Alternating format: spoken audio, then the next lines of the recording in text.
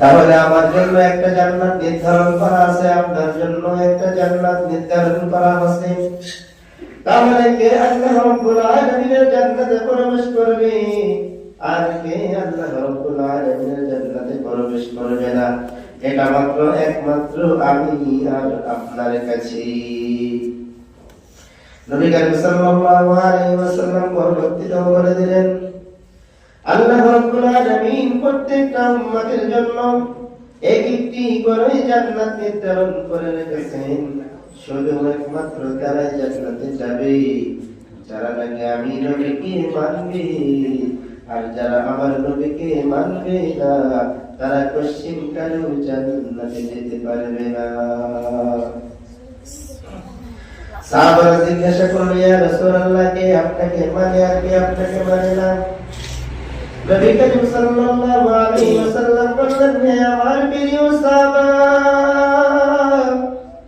যে ব্যক্তি আমার সুন্নাত মানবে, আমার অনুসরণ করবে, সে কেবলমাত্র আমার নবীকে মানে, আর সে আমার নবীকে মেনে জান্নাতে যাবে।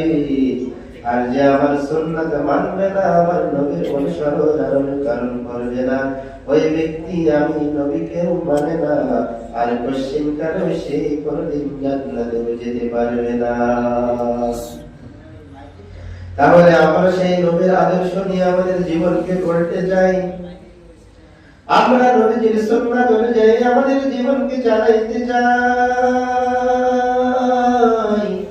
যদি বান্দা তুমি আল্লাহ রাব্বুল আলামিনের হুকুম অনুযায়ী নবীর সুন্নাত অনুযায়ী জীবনকে সাজাইতে পারো, তাহলে তোমার কপালে লিখে রাখো তুমি একজন জান্নাতি মানুষ।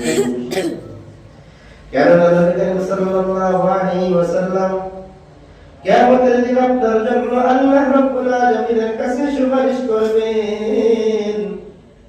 আর যদি তোমার আমার জন্য সুপারিশ নবী করিম সাল্লাল্লাহু আলাইহি ওয়াসাল্লাম করে বসেন, তাহলে অবশ্যই অবশ্যই আল্লাহ রাব্বুল আলামিন সেটা কবুল করে নেবেন।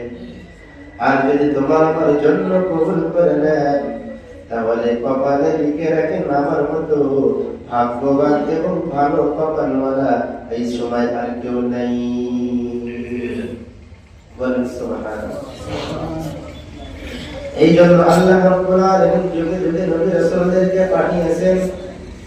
নবী করিম সাল্লাল্লাহু আলাইহি ওয়াসাল্লাম মক্কা নগরীতে আসলেন যখন মক্কার ভিতরে সব থেকে খারাপ সময় চলতেছিল।